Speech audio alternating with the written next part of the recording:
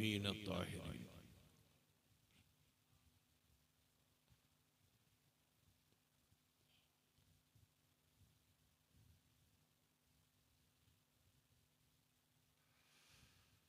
सरवरा शाह करीमा दस्तगीरा शरफा हुर्मते रूह पैगंबर यक नज़र कुल सोए माँ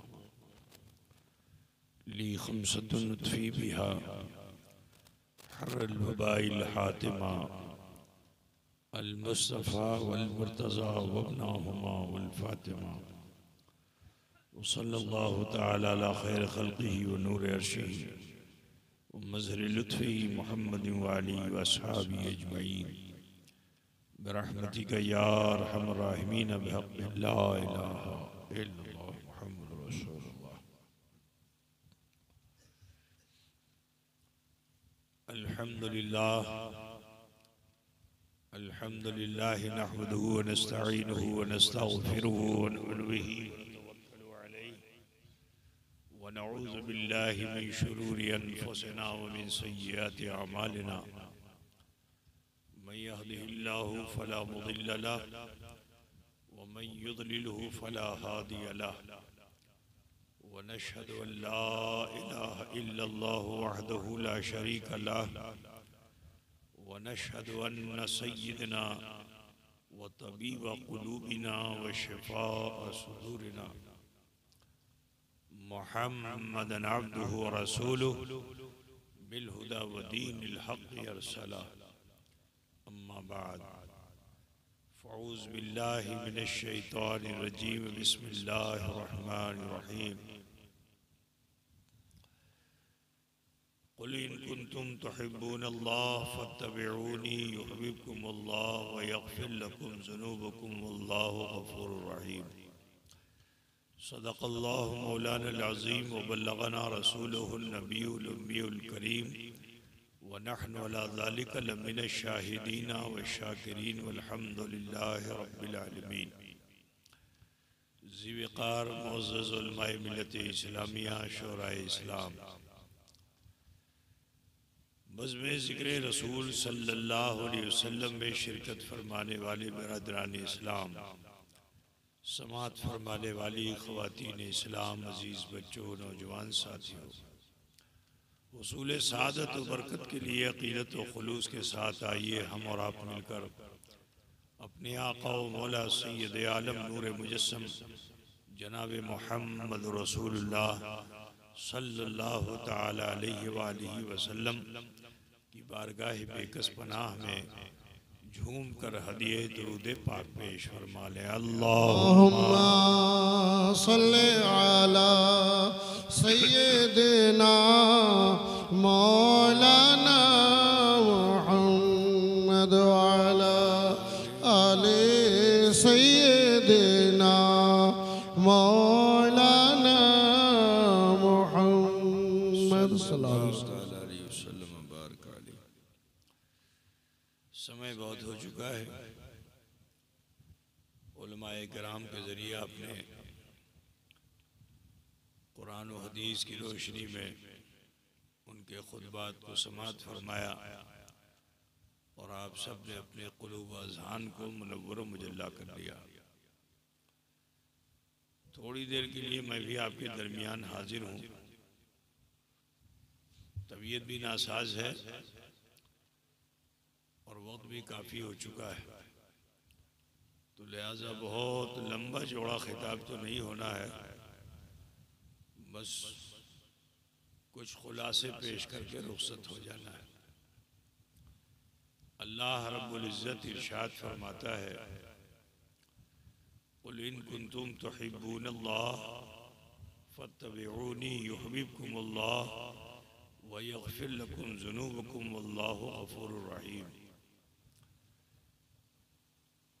आसान सा तर्जुमा ये है कि ऐ महबूब आप इरशाद फरमा दीजिए, अल्लाह को चाहना चाहते हो, मेरी पैरवी करो, अल्लाह तुम्हें चाह लेगा। आप चाहने की तमन्ना रखते हो, नबी की इत्तिबा और पैरवी कर लो तो अल्लाह तुम्हें चाहने लगेगा। और फिर अल्लाह ताला इरशाद फरमाता है वयग़फ़िर लकुम ज़ुनूबकुम, और अपने गुनाहों की मग़फ़िरत तलब करो। तो मालूम क्या हुआ कि हर किसी के गुनाह अल्लाह नहीं बख्शेगा, लेकिन उसके गुनाह अल्लाह ज़रूर बख्श देगा जो नबी रहमत सल्लल्लाहु अलैहि वसल्लम की पैरवी कर लेगा, जो रसूलुल्लाह सल्लल्लाहु अलैहि वसल्लम से भालोबासा रखेगा, जो नबी रहमत सल्लल्लाहु अलैहि वसल्लम का फरमाबरदार हो जाएगा, अल्लाह ताला उसकी खोती को ज़रूर माफ़ फरमाएगा। वयग़फ़िर लकुम ज़ुनूबकुम वल्लाहु गफ़ूरुर रहीम, और अल्लाह ही है जो गफूर और रहीम है। और मालूम क्या हुआ कि दुआ की कबूलियत के लिए साहिबे दुआ का होना जरूरी है। यानी दुआ में जब तक वसीला शामिल नहीं किया जाएगा दुआ कबूल नहीं होगी। और वसीला किसका? जनाबे मुहम्मदुर रसूलुल्लाह सल्लल्लाहु अलैहि वसल्लम। आप देखिए, इंसान से पहले अल्लाह ताला ने इस दुनिया में जिन्नों को भेजा और मकसद वही था कि ये जिन आए दुनिया में और आकर अल्लाह की इबादत करें। हमसे ज्यादा इबादत उन्होंने की। जमीन का कोई चप्पा ऐसा नहीं जहां बंदगी जिनने नहीं की। अल्लाह ताला ने उसके अमल की बुनियाद पे उसको आबिद बना दिया, और उसने अमल किया तो जाहिद बना दिया, और उसने अमल किया तो बुलंदियां दे दी, आसमानों पे पहुंचा दिया, फरिश्तों का मौलिम बना दिया। जरा सोचो, बंदगी जिंदगी में इंसान अगर करता है तो अल्लाह उसे बुलंदी अता फरमाता है, फरिश्तों का मौलिम हो गया। लेकिन जब किसी को इज्जत दी जाती है तो उसमें अना आती है, ईगो आती है। जब उसे कोई मनसब दिया जाता है तो आई एम के नारे लगाने लगता है, मैं हूं कोई दूसरा नहीं। आप समझ रहे ना मेरी बात? इतना अभी जाहिद मुत्तकी परहेजगार सब कुछ था, फरिश्तों का मौलिम बना, उसको ईगो आ गई कि मैं भी कुछ हूं। अल्लाह ताला तो दिलों के हाल से खूब वाकिफ है। उसने जाहिर नहीं किया था अपनी अना को, दिल ही दिल में इतरा रहा था कि मैं फरिश्तों का मौलिम हूं। वो रब्बुल आलमीन जो अलीम व खबीर है, दिलों के हाल से वाकिफ है। अल्लाह ताला ने उससे नहीं कहा, इब्लीस से नहीं कहा। देखिए उसकी हिकमत, अल्लाह की हिकमत देखो। ईगो इसे है तो डायरेक्ट इसी से अल्लाह कलाम कर लेता, लेकिन नहीं, अल्लाह ताला ने फरिश्तों से फरमाया इन्नी जाइलुन फिल अर्दि खलीफा, मैं जमीन पे अपना असिस्टेंट बनाने जा रहा हूं, अपना नाइब बनाने जा रहा हूं। तो फरिश्तों ने अर्ज किया अतजलु, वो फरिश्ते के जो अल्लाह के हुक्म से रूगर्दानी नहीं करते। अल्लाह फरमा दे सजदे में रहो तो सजदे में रहते हैं, अल्लाह फरमा दे रुकू में रहो तो रुकू में रहते हैं, अल्लाह फरमा दे क़याम में रहो तो क़याम में रहते हैं, अल्लाह फरमा दे तस्बीह ये करो तो दूसरी तस्बीह नहीं करते हैं। लेकिन इल्म एक ऐसी चीज है कि जो इज्जत भी दिलाती है और इल्म से जिल्लत भी इंसान हासिल करता है। क्योंकि इल्म हासिल करने के बाद उसके अंदर जब अनानियत आ जाती, मैं आ जाती, ईगो आ जाती है, तो अल्लाह ताला जो बुलंदी देता है उसे पस्ती की तरफ भेज देता है। फरिश्तों को भी इल्म, और ऐसा इल्म के जैसा इल्म इंसान हासिल ही नहीं कर सकता। इंसान तो इल्म हासिल करेगा जो चीज वजूद में है उसी का इल्म, लेकिन फरिश्तों का इल्म ऐसा कि जो चीज वजूद में नहीं उसका भी इल्म। अल्लाह किसे खलीफा बनाना चाहता है इसका इल्म। जो खलीफा बनेगा उसका किरदार क्या होगा, कैरेक्टर क्या होगा, उसका अमल क्या होगा, उसका भी इल्म। जरा सोचो कि फरिश्तों का इल्म कैसा था। यही वजह थी कि उन फरिश्तों ने अल्लाह की बारगाह में अर्ज किया था, अतजलु फीहा मन युफ्सिदु व युस्फिकु दिमा। अल्लाह तू ऐसा क्यों करेगा, जिसको तू खिलाफत देने जा रहा है तो झगड़ालू है, वो फसादी है, खून खराबा करने वाला है, जंगो जिदाल करने वाला है। फिर अपने बारे में जो फरिश्तों के दिल में था उसे जाहिर कर दिया, नहनु नुसब्बिहु बिहम्दिका व नुक़द्दिसु लक। अल्लाह हम तो तेरी तस्बीह बयान करते हैं, तेरी पाकी बयान करते हैं, तेरी हम्द बयान करते हैं, हम ही काफी। तो अल्लाह ताला ने उनके इल्म पर घेरा लगाया, इतराओ नहीं अपने इल्म पर। इन्नी आलमु मा ला तालमून, जो मैं जानता हूं वो तुम नहीं जानते, क्योंकि तुम बशर देख रहे हो और मैं बशर में खैर बशर। अजीजान गिरामी, यहां तक के आदम अलैहिस्सलाम का पुतला तैयार हो गया, रूह डाल दी गई। तो अल्लाह ताला ने उन फरिश्तों को जिन्होंने कहा था झगड़ालू फजा दिए, अल्लाह ने कहा यही झुको, तुम्हारी ईगो जो हर्ट हुई है हर्ट मत करो, झुको यहीं पे। तो अल्लाह फरमाता है वइज़ क़ुल्ना लिल मलाइकति इसजुदू लि आदम फसजदू इल्ला इब्लीस। हमने जब फरिश्तों को हुक्म दिया कि आदम के लिए सजदा करो, सबने कर दिया, मगर इब्लीस ने नहीं किया। यहाँ एक बात बता दूं कि इब्लीस जो है वो फरिश्तों के जिन्स से नहीं है, फरिश्तों के समाज का नहीं है। और अल्लाह ताला ने किसे सजदा करने का हुक्म दिया था? फरिश्तों को। लेकिन इब्लीस ने सजदा नहीं किया। और मैं ये कहता हूं कि अगर वो सजदा नहीं करता, खामोश खड़ा रहता तो भी बच जाता। लेकिन सुनो, जिसमें अना आ जाती, मैं आज दूसरे को हकीर जानता है, दूसरे को कमजोर और कमतर समझता है, तो इब्लीस ने सजदा नहीं किया। अल्लाह ने फौरन मरदूद नहीं किया। मरदूद कब किया? कि जब उसने कहा खलक़तनी मिन नार, अल्लाह तूने तो मुझे आग से पैदा किया है, और ये बशर, ये इंसान, ये तो माटी का है, इसकी खासियत पस है, मेरी खासियत बुलंद है। जब अपनी क्वालिटी को पेश किया तो अल्लाह फरमाता है अबा वस्तकबरा वकाना मिनल काफिरीन, उसने इनकार कर दिया, क्योंकि यही उसका मुकद्दर था, यही उसकी तकदीर थी। इनकार कर दिया, लानत का तौक उसकी गर्दन में आ गया। देखो, गुनाह इतना बड़ा किया, खता इतनी बड़ी की। अल्लाह फरमाता है वल्लाहु गफूरुर रहीम, और अल्लाह ही गफूरुर रहीम है। इब्लीस अल्लाह की बारगाह में हाजिर हुआ दुआ करने के लिए कि अल्लाह, ए परवरदिगारा, ए रब्बे कदीर, हमार खोती माफ करी दो, अल्लाह हमारी खता को माफ कर दे, हमें एकटा भूल करलम। लेकिन जिसे तू खलीफा बना रहा है दुनिया में जाके बहुत भूल करेगा, लेकिन जब वो तेरी तरफ लौटेंगे तो तू उसे माफ कर देगा। तो अल्लाह तबारक व तआला ने जो गफूर और रहीम है उसकी दुआ को कबूल नहीं किया।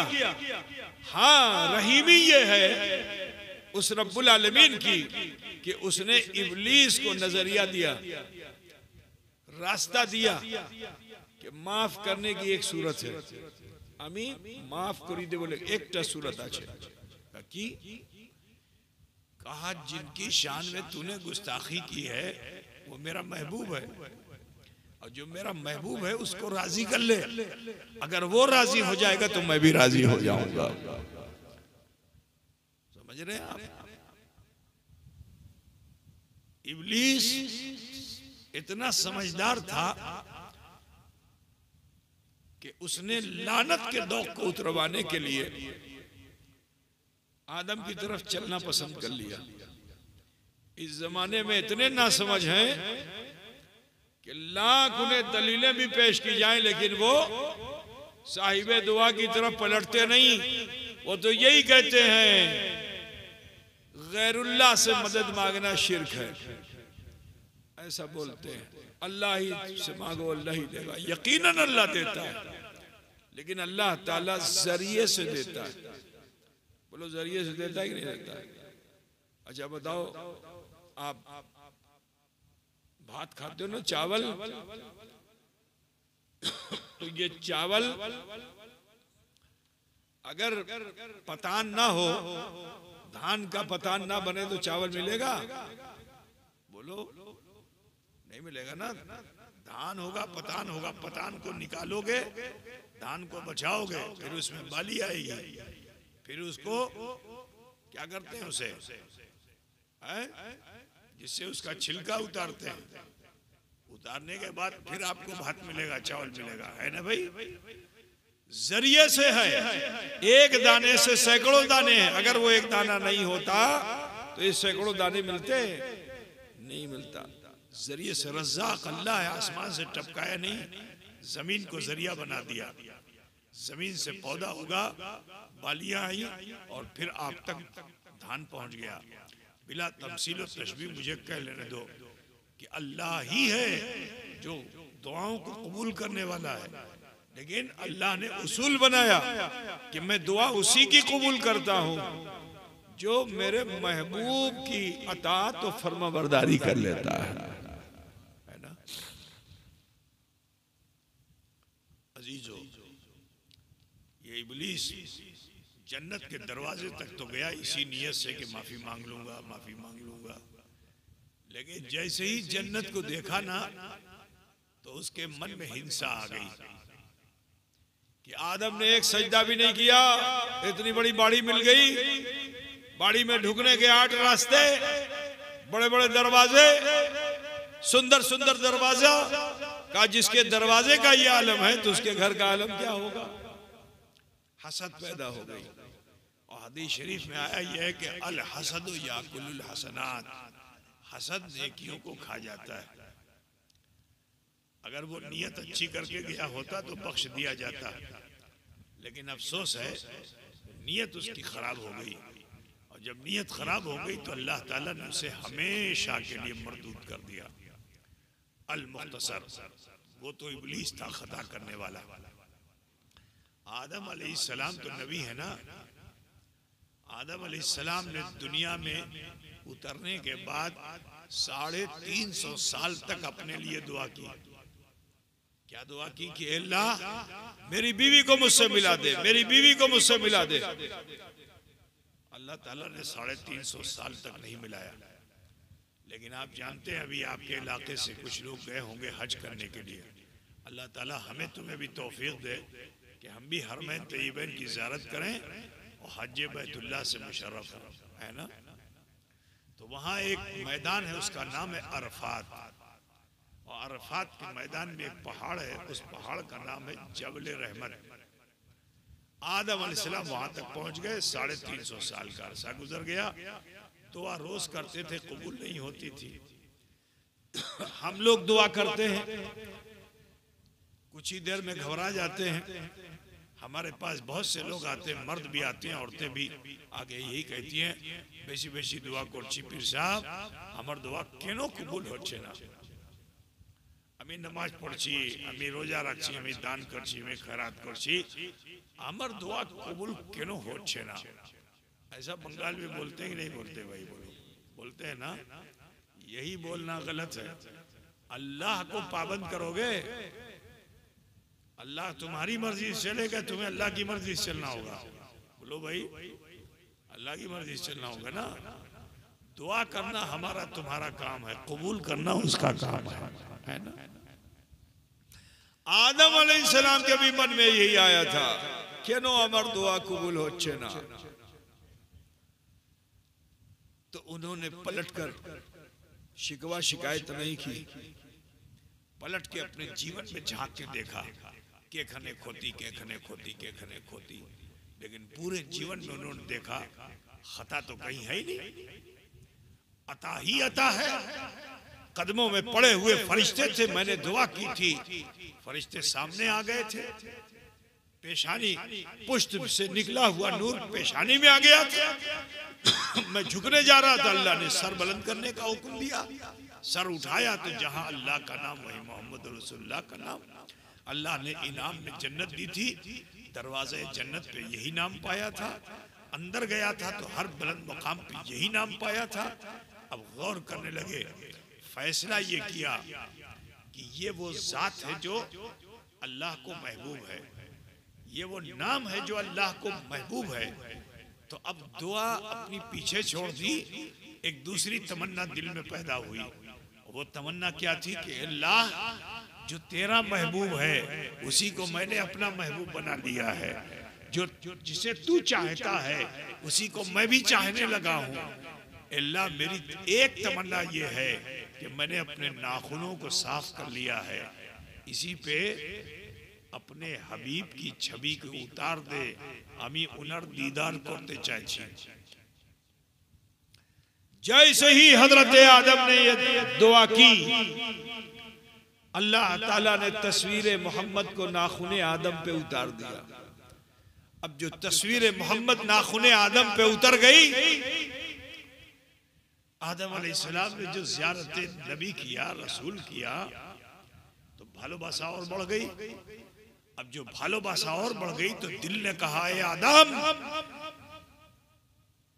देखना अदब के खिलाफ है, चूमना अदब के मुआफिक है, क्योंकि जिसे चाहा जाता है उसे चूमा जाता है। चूम कर आंखों से लगा लिया। पिछली दुआ जो मुअल्लक थी वो भी कबूल हो गई। पुश्त पे हजरत हवा मिल गई, मुलाकात हो गई। मालूम क्या हुआ कि दुआ की कबूलियत के लिए साहिबे दुआ का होना जरूरी है। और आगे बढ़िए, थोड़ी सी बात को और आगे बढ़ा दूं अगर आप इजाजत दें तो। भाई बताओ, थोड़ा तबीयत मेरी सही नहीं है, लेकिन आपको देखकर मुझे जज्बा पैदा हो रहा है और मैं चाहता हूं कि कुछ आपको दे के चला जाऊं, है ना? क्योंकि आपकी ये बस्ती यकीनन हुजूर अशरफुल औलिया की महबूब बस्ती थी। चंद मुलाकातों में आपने हजरत का दिल जीत लिया था। अक्सर आपका तस्करा हजरत फरमाया करते थे। बेहमदई ताला तकरीबन 40 साल से मैं भी आपको देख रहा हूँ, आपकी भालोबासा में अल्हम्दुलिल्लाह कोई कमी नहीं है। तो मेरा दिल चाहता है कि जो मेरे सीने में है वो तुम्हारे सीने तक पहुँचा दूँ मैं। अजीज़ाने गिरामी समात फरमाइए। हजरत मूसा अलैहिस्सलाम ये एक ऐसे नबी हैं कि ये बगैर किसी वसीले के डायरेक्ट अल्लाह से कलाम करते हैं। मूसा अलैहिस्सलाम, कुरान में उनका तस्करा भी है, जगह जगह उनके मौजज़े भी बयान है। मिसाल के तौर पर जब आपने इस्लाम की दावत पेश की तो फिरौन वक्त ने आपके मुकाबले में अपने मुल्क के जादूगरों को जमा किया। तफसीर में आया है कि 70,000 जादूगरों को जमा किया। कितना?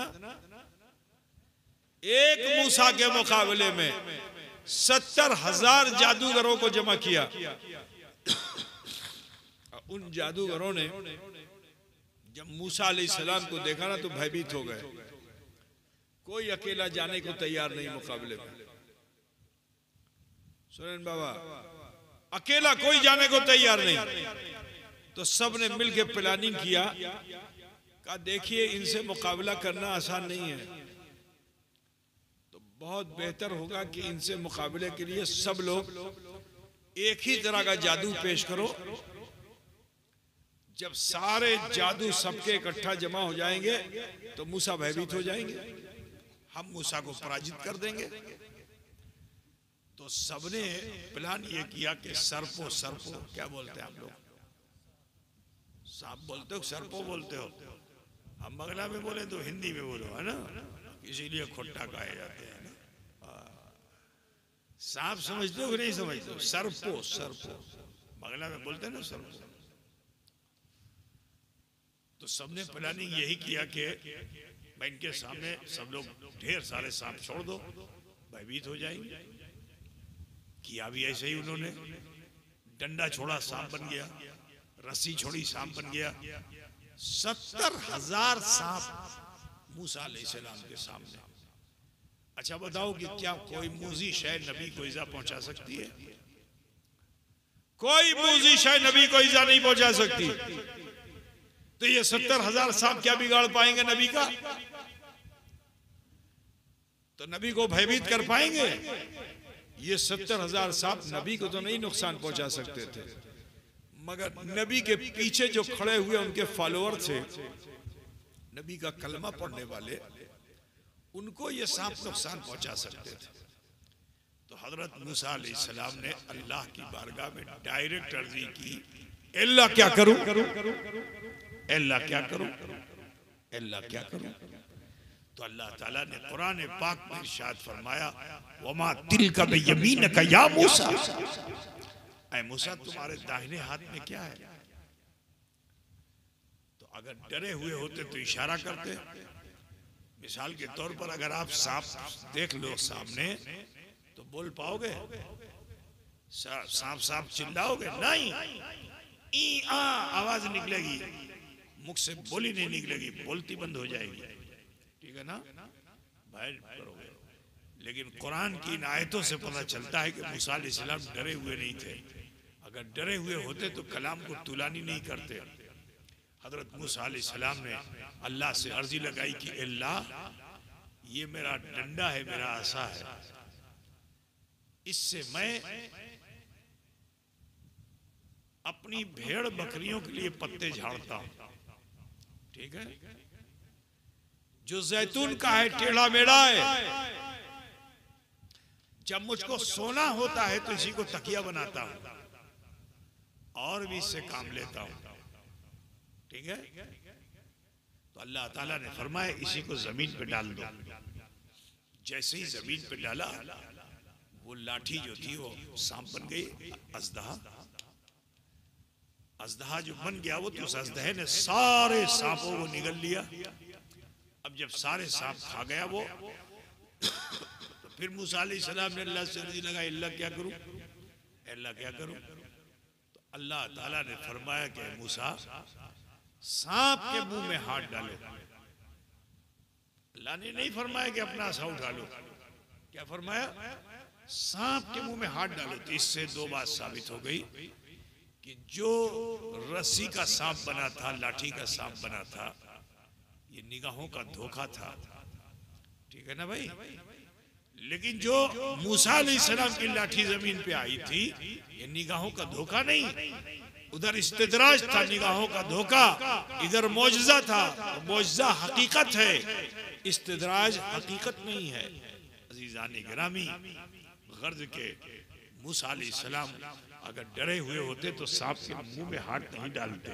अल्लाह का हुक्म हुआ, अपने मुंह में हाथ डाला, उठाया, फिर से वो लाठी बन गई। कुरान में और भी बहुत से मौजज़े हजरत मूसा अलैहिस्सलाम के हैं।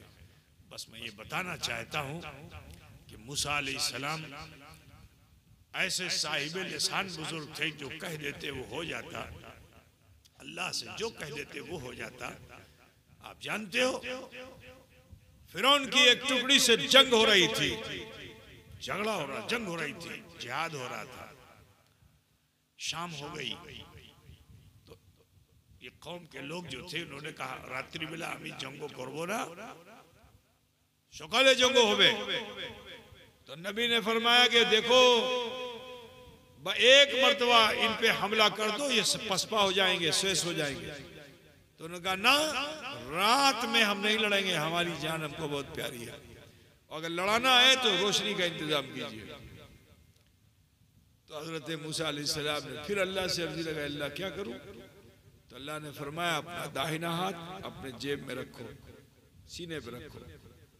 आपने अपना दाहिना हाथ अपने सीने पे रखा, फिर उसको जो बाहर किया तो पूरी हथेली जो है ये रोशन हो गई, और इससे इतनी रोशनी निकली, इतनी रोशनी निकली कि दिन जैसा माहौल हो गया, पूरे मैदान जंग में रोशनी।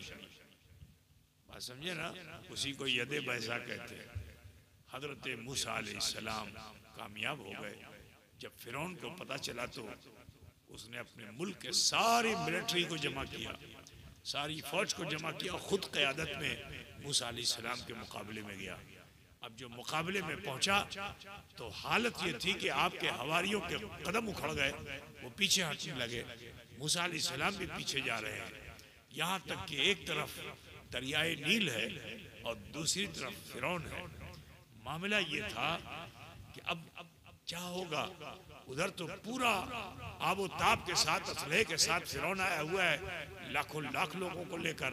यहाँ थोड़े से हवारी हैं, मूसा अलैहिस्सलाम है। हजरत मूसा ने अल्लाह की बारगाह में फिर अर्जी लगाई, अल्लाह क्या करूं। अल्लाह ताला ने फरमाया अपना असा दरियाए नील में डाल दो। जैसे ही दरियाए नील में डाला, रास्ता बन गया। आप इस पार से उस पार हो गए। फिरौन ने देखा रास्ता बड़ा शानदार है, चलो हम भी इसी पे चलते हैं। जैसे ही बीच दरिया में पहुंचा ना, तो किनारे से मूसा अलैहिस्सलाम ने फिर अल्लाह से अर्जी लगाई, अल्लाह क्या करूं। तो अल्लाह ने फरमाया अपनी छड़ी, अपना असा बाहर कर लो। जैसे ही आपने असा बाहर किया, ये पानी की जो दीवार थी आपस में मिलने लगी। और फिरौन जब डूबने लगा तो कुरान में है कि फिरौन ने कलमा पढ़ा। कलमा पढ़ने ही से तो मुसलमान होता है आदमी। कलमा पढ़ने वाले ही को तो आप मुसलमान समझते हो भाई। बोलो सैदपुर वालों, जो कलमा पढ़े आप उसी को मुसलमान समझते हो। तो फिरौन ने भी कलमा पढ़ा। कुरान में है कि आमन तो बिरब्बि मूसा व हारून, मैं मूसा और हारून के रब पर ईमान लाता हूं। बोलो ये कलमा हुआ कि नहीं। अरे बोलो भाई मेरे, आप फिरौन को मुसलमान समझोगे। मालूम क्या हुआ कि सिर्फ एक अल्लाह को मानने वाला मोमिन नहीं हो सकता जब तक कि ईमान बिल्लाह के साथ ईमान बिल रसूल नहीं हो, वो मोमिन नहीं हो सकता है। तो ईमान बिल्लाह के साथ ईमान बिल रसूल का होना जरूरी है। अगर थोड़ी सी भी खोट नबी की शान में, थोड़ी सी भी खोट रखते हो तो मोमिन नहीं हो सकते हो। बिरादरान मिल्लत इस्लामिया डूब गया फिरौन। वो सुबह क़यामत तक के लिए इबरत का सामान बन गया। ठीक है ना, इबरत का सामान बन गया वो फिरौन। मैं यहां एक बात बताना चाहता हूं, हम जिस नबी के उम्मती हैं, अल्लाह ताला ने उनको मालिक भी बनाया और मुख्तार भी बनाया। सुन लो मेरे भाई, आला हज़रत फाज़िल बरेलवी इसीलिए फरमाते हैं कि मैं तो मालिक ही कहूंगा कि हो मालिक के हबीब, यानी महबूब व मुहिब में नहीं मेरा तेरा। तो हजरत मूसा को जब जब जरूरत पड़े अल्लाह से मांगे तो मिले, लेकिन अल्लाह ने अपनी मिल्क में रसूलुल्लाह को ऐसा मुख्तार बनाया कि उन्हें मांगने की जरूरत नहीं, जो कह देते हैं वो हो जाता है। अजीजाने गिरामी, मेरे रसूल से भी मक्के में कुफ्फार और मुशरिकीन ने ये कहा था कि जुदी अपनी नबी आछे चांद को भांग दीजिए तो हम समझेंगे कि आप नबी हैं। तो मेरे नबी ने अल्लाह से ये नहीं अर्ज किया था कि अल्लाह क्या करूं, बस उंगली का इशारा किया था, चांद के दो टुकड़े हो गए।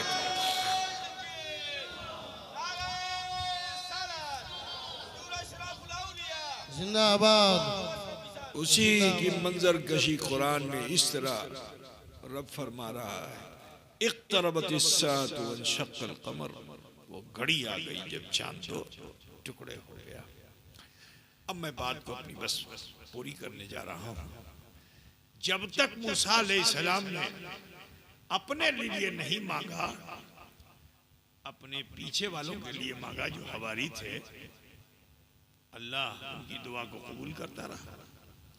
लेकिन मांगते मांगते मूसा अलैहिस्सलाम की आरज़ू बढ़ गई और यहाँ तक कि कुरान पाक में है कि मूसा अलैहिस्सलाम ने अपने लिए भी मांग लिया। क्या मांगा? रब्बे अरनी अंजुर इलैका, अल्लाह तू मुझे अपना जलवा दिखा दे, हमें तुम्हारे देखते चाहिए। तो अल्लाह ने क्या फरमाया, लन तरानी, हरगिज नहीं देख सकता। यू कांट सी मी, तुम मुझे नहीं देख सकते। बंगला में क्या बोलते हैं हरगिज को?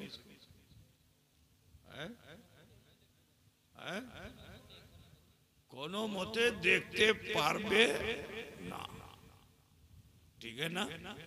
बंगला में ही हुआ ना, कोनो मोते देखते पारबे ना।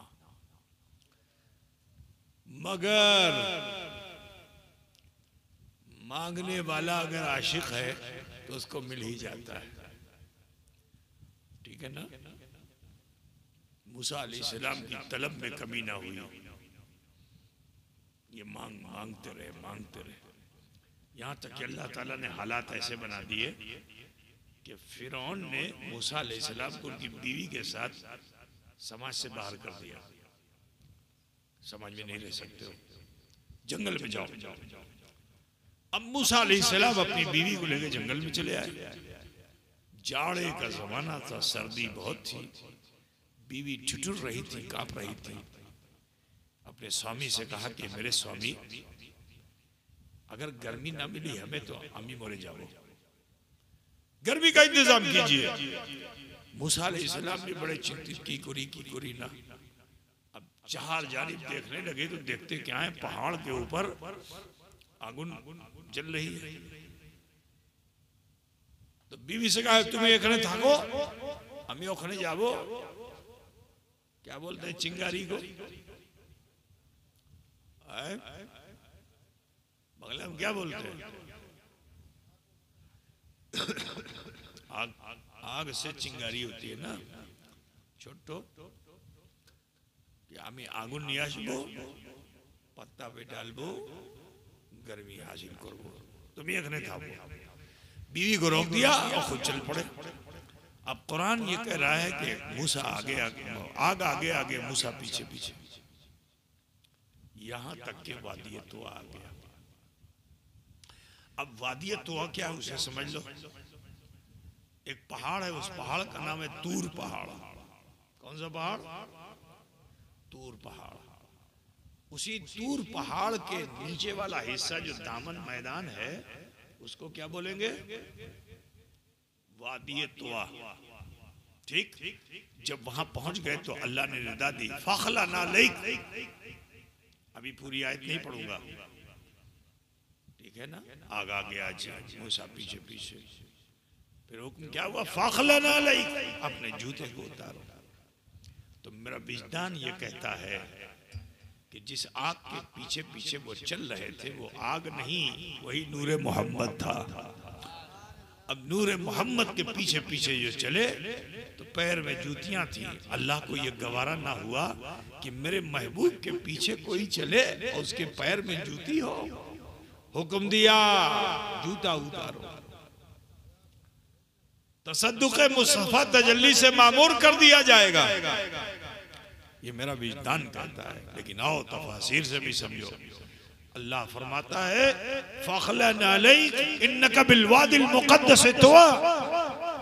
देखो आओ दूसरी, जूता उतारो। इन्नका का मतलब बेशक तुम्हारे लिए। क्या? ठीक है ना? इन्ना क्या हरफे मुशब्बा बिल फेल है, ठीक है? इन्नका बेशक तुम्हारे लिए, ओनली फॉर यू, सिर्फ आपके लिए। ये जो जमीन है ये मुकद्दस है, इसकी ताजीम करो जूता उतार के। अब मैं आपसे पूछना चाहता हूं कि नबी बड़े कि धरती बड़ी? अरे बोलो भाई, जमीन मुकाबला कर पाएगी नबी का? जमीन नबी का मुकाबला नहीं कर पाएगी। लेकिन अल्लाह ताला निस्बत की ताजीम करा रहा है। कहा जिस तूर पर मुझे तुझे तजल्ली देनी है, अपना जलवा दिखाना है, पहले उस जगह की ताजीम कर लो। उस जगह से जो शायद निस्बत लिए हुए है उसकी ताजीम कर लो। क्योंकि जो एहतराम करने वाले हैं मैं उसे ही अपना जलवा दिखाता हूं।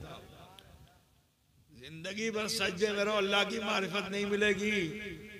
लेकिन जो निस्बतों का एहतराम करने वाले हैं, अल्लाह उन्हें ही अपनी मारिफत से नवाजता है। नमाज पढ़ने जाते हो ना, ध्यान रहता है कि किस मुसल्ले पे हम हैं। कुरान में तो आए वत्तखिज़ू मिन मक़ाम इब्राहीम मुसल्ला, तो पहले निस्बत का एहतराम करो। जिस मुसल्ले पे खड़े हुए, ये मुसल्ला क्या है, इसकी निस्बत इब्राहीम खलीलुल्लाह के मुसल्ले से है। निस्बत का एहतराम करोगे तो मारिफत जरूर हासिल हो जाएगी। बिरादरान मिल्लत इस्लामिया, तो मैं अर्ज कर रहा था कि मूसा अलैहिस्सलाम जैसे जलील कद्र नबी से अल्लाह ताला ने निस्बत का एहतराम कराया। जब मूसा ने निस्बत का एहतराम कर लिया तो तसद्दुक़ मुस्तफ़ा अल्लाह ने तजल्ली से मामूर कर दिया। बिरादरान मिल्लत इस्लामिया, मालूम क्या हुआ कि दुआ उस वक्त तक कबूल नहीं जब तक कि उसकी दुआ में साहिबे दुआ शामिल न कर दिया जाए। तो लिहाजा अजीजों, आप सबसे कहना है कि दुआएं जरूर कीजिए, घबराइए नहीं, लेकिन अपनी दुआओं में जब साहिबे दुआ को शामिल कर लोगे तो इंशाअल्लाह ताला आपकी दुआ जरूर कबूल हो जाएगी। बिरादरान मिल्लत इस्लामिया, आप सबसे कहना यही है कि खौफ खुदा पैदा कीजिए, डरिए अपने रब से, तमाम तर बुराइयों से बचिए। आज क्या वजह है कि हमारी दुआएं कबूल नहीं हो रही? उसकी वाहिद वजह यह है क्योंकि हमने शरीयत के दामन को छोड़ दिया है। हमने जनाबे मोहम्मद रसूलुल्लाह सल्लल्लाहु अलैहि वसल्लम की इत्तिबा और अताअत से रुगर्दानी कर ली है। यही वजह है कि हमारी दुआएं कबूल नहीं हो रही हैं। समाज में हम जलील ख्वार हो रहे हैं, रुस्वा हो रहे हैं। ऐ मुसलमानों, अगर आप चाहते हो कि इज्जत और वक़ार हासिल हो तो जरूरी ये है कि आप हुजूर सल्लल्लाहु अलैहि वसल्लम के मुती और फरमाबरदार हो जाइए और उसवा रसूल सल्लल्लाहु अलैहि वसल्लम पर अमल कीजिए। इंशाअल्लाह ताला खोई हुई इज्जत फिर से लौट आएगी। तुम्हारी मुअल्लक़ दुआएं जरूर कबूल हो जाएंगी अगर आप रसूल पाक सल्लल्लाहु अलैहि वसल्लम की उल्फत और मोहब्बत में अपना जीवन व्यतीत करोगे और नबी सल्लल्लाहु अलैहि वसल्लम की खुशी का सामान बन जाओगे। अल्लाह ने हमें बंदगी करने का हुक्म अता फरमाया है, लेकिन हमारी बंदगी पर नाज करते हैं जनाबे मोहम्मद रसूलुल्लाह सल्लल्लाहु अलैहि वसल्लम। सुनो, अपनी हैसियत को पहचानो मुसलमानों। देखो, नमाज एक ऐसी इबादत है कि जिसके लिए मेरे रसूल ने फरमाया कि कुर्रतु ऐनी फी सलात, नमाज मेरी आंखों की ठंडक है। आप फरमाबरदार बनो और हुजूर की आंखों को ठंडक पहुंचाइए, तो जानते हो आपकी हैसियत इतनी बुलंद हो जाएगी कि साल में एक रात ऐसी आती है जिसको कहते हैं लैलतुल कद्र, कहते हैं ना, पूरी सूरत पाक नाजिल हुई। इन्ना अंज़लनाहु फी लैलतिल क़द्र वमा अदराका मा लैलतुल क़द्र लैलतुल क़द्र खैरुम मिन अल्फ़ि शहर तनज़्ज़लुल मलाइकतु वर्रूह फ़ीहा बिइज़्नि रब्बिहिम मिन कुल्लि अम्र सलामुन हिय हत्ता मतलइल फ़ज्र। है ना? माना समझा इसका आपने? यहूदियों के वहां ये मशहूर था कि कौम बनी इसराइल में एक शख्स था बड़ा आबिद, ठीक है ना? ऐसा आबिद था कि हजार हजार रातें वो खिलवत में रह करके गुजारता था। हुजूर सल्लल्लाहु अलैहि वसल्लम के दिल में ख्याल पैदा हुआ, क्या मेरी उम्मत में भी ऐसे आबिद होंगे? तो अल्लाह ताला ने लैलतुल कद्र नाजिल फरमाया और इसी लैलतुल कद्र में कुरान को भी नाजिल फरमाया। यही वो लैलतुल कद्र है कि जरा अपनी हैसियत को पहचानिए मुसलमानों कि हजरत जिब्रील अलैहिस्सलाम ये नबी के सिवा किसी के पास नहीं जाते, और वो भी किसी नबी के पास एक बार, किसी के पास 2 मरतबा, किसी की मरतबा 10 मरतबा, किसी के पास 100 मरतबा। हमारे नबी सल्लल्लाहु अलैहि वसल्लम के बाद 6666 मरतबा तशरीफ लाए। समझ रहे हैं आप? हजरत जिब्रील अमीन अलैहिस्सलाम, लेकिन उसी रसूल का सदका है कि उम्मत रसूल के दरमियान वो जिब्रील हर साल आते हैं। कब आते हैं? जब आप 2 रकात नमाज पढ़ने के लिए खड़े होते हो, क़यामुल लैल करते हो लैलतुल क़द्र में, तो अल्लाह ताला उन फरिश्तों को भेजता है जिन्होंने कहा था फ़ीहा मयुफ़सिदु व युस्फ़िकु दिमा, वो आपस में झगड़े करेंगे, खून खराबा करेंगे, है ना? तो अल्लाह उन फरिश्तों को भेजता है कि तुमने कहा था झगड़े करेंगे, खून खराबा करेंगे, जाओ जाकर देख के आओ मेरे बंदों को। और सिर्फ उन्हीं को नहीं भेजता, हजरत जिब्रील को भी भेजता है कि जिब्रील आप भी जाइए और सिर्फ देखिए नहीं, बल्कि मेरे उन बंदों के लिए सुबह तक सलामती की दुआ करते रहो। तो अजीजों, अपनी हैसियत को पहचानिए, आपकी दुआ जरूर मकबूल होगी अगर आप रसूलुल्लाह के फरमाबरदार हो जाओ और नमाजों के को कायम करने वाले हो जाओ, बुराइयों से बचने लगो, गलत रास्ते को मत अख्तियार करो। आज गुर्बत से जब दौलत मिली तो इस दौलत का आज के जमाने में गलत इस्तेमाल हो रहा है। अजीजों, आपके इस बंगाल के अंदर मैं जिन चीजों को सुनता हूं मुझे बड़ा अफसोस होता है कि जिनके बाप मजदूरी करते थे, मेहनत करते थे, आज वो ठीक है अल्लाह ने उनको नवाज दिया, लेकिन अपनी दौलत का गलत इस्तेमाल कर रहे हैं, सट्टे में लगा रहे हैं, जुए में लगा रहे हैं। कितनी गलत बात है। अल्लाह का शुक्र अदा करो कि अल्लाह ताला ने तुम्हें भूखा नहीं रखा, लेकिन अपनी सही दौलत को गलत जगह पे इस्तेमाल कर रहे हो। बड़े अफसोस की बात है। आप सब बहुत मुहज्जब घराने के हो, आपसे कहना है कि अपनी तहजीब बदलिए, गैरों की तहजीब को अपने समाज में मत आने दीजिए। जनाब मोहम्मद रसूलुल्लाह सल्लल्लाहु अलैहि वसल्लम के अच्छे और सच्चे आशिक बनिए, शरीयत के मुताबिक ज़िंदगी जीना पसंद कीजिए। इंशाअल्लाह दुनिया भी आपकी अच्छी होगी, आखिरत भी बेहतर होगी। हमसे आपसे भी बड़ी गलतियाँ हुई, खताएँ हुई हैं। कितना अच्छा होता कि आज ही की महफिल में आओ हम सब रसूल पाक को वसीला बनाकर अपने रब के हुजूर माफ़ी के तलबगार हो जाएं। अहद करें कि आने वाले दिनों में शराब है, जुआ है, सट्टा है और भी उल्टे सीधे जितने भी काम हैं, इससे हम बचेंगे और शरीयत के मुताबिक अपनी ज़िंदगी को जिएंगे। अगर ऐसी नीयत भी कर लोगे तो अल्लाह उस पर भी जज़ा अता फरमाएगा। तो लिहाजा आप सबसे कहना है, 2 जानू बैठ जाइए जैसे नमाज में बैठते हैं और थोड़ी देर के लिए सभी लोग अपनी अपनी आंखें बंद कर लीजिए और ध्यान लगाइए, सोचिए। जिस रब को भूल कर आप खता कर रहे हो, आज उसी परवरदिगार को याद कर लीजिए। वो रब्बुल आलमीन जो हमें तुम्हें सबको देख रहा है, इसी एहसास को बेदार कर लीजिए कि अल्लाह मुझे देख रहा है। और जब ये एहसास यकीन की दुनिया में पहुंच जाए कि अल्लाह मुझे देख रहा है, फौरन अपने रब के हुजूर अपने जीवन के गुनाहों खता को खामोशी से पेश कर दीजिए। बचपन के गुनाह, जवानी के गुनाह, बुढ़ापे के गुनाह, ये इकट्ठा करके रब्बुल इज़्ज़त की बारगाह में पेश कर दीजिए। वो गफूर और रहीम है, हमारे यहाँ सबके छोटे बड़े गुनाहों को जरूर जरूर माफ फरमाएगा।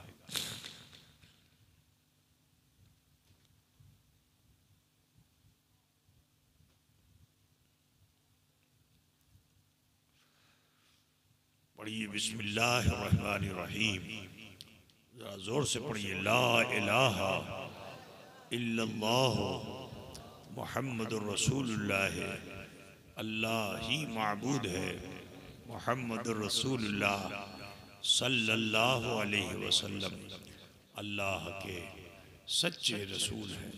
अस्तग़फिरुल्लाह रब्बी मिन कुल्लि ज़ंबिन व अतूबु इलैह। ऐ अल्लाह, तेरी बारगाह में सच्चे दिल से सब छोटे बड़े गुनाहों से हम तौबा करते हैं और हम वसीला चाहते हैं।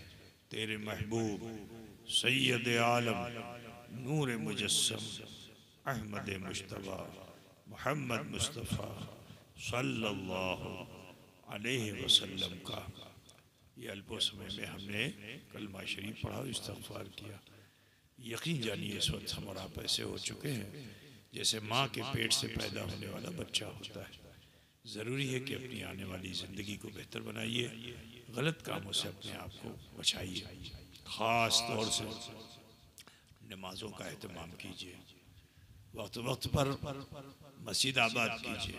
मेरी बहन बेटियां अपने घरों में नमाजें एहतमाम के साथ पढ़ें। आज हमारे घरों में जो बलाएं वबाएं हैं उसकी वजह यही है क्योंकि जिक्र व अस्कार से हमारा घर खाली है, कुरान की तिलावत नहीं होती, नमाजें बहुत कम हो रही हैं। बलाएं वबाएं क्यों नहीं आएंगी? आज हमारी रोज़ी में बरकत क्यों नहीं हो रही है? उसकी वजह यह है क्योंकि हमने शरीयत के काम को छोड़कर गैर शरई कामों की तरफ अपना रुख फेर लिया है। ये वजह है कि हम दौलत बहुत कमाते हैं मगर बरकत नहीं है। अज़ीज़ो, चाहते हो कि अगर अमन व सुकून की ज़िंदगी जीना चाहते हो तो शरीयत के मुताबिक ज़िंदगी जीना पसंद कर लीजिए। इंशाअल्लाह ताला अगर आज से आप अहद करके अपने अंदर बदलाव लाओगे तो आप के अंदर इनकलाब आएगा, आपके घर में इनकलाब आएगा, आपकी बस्ती में इनकलाब आएगा और हर तरफ राहत और रहमत की फ़िज़ा हमवार हो जाएगी इंशाअल्लाह ताला।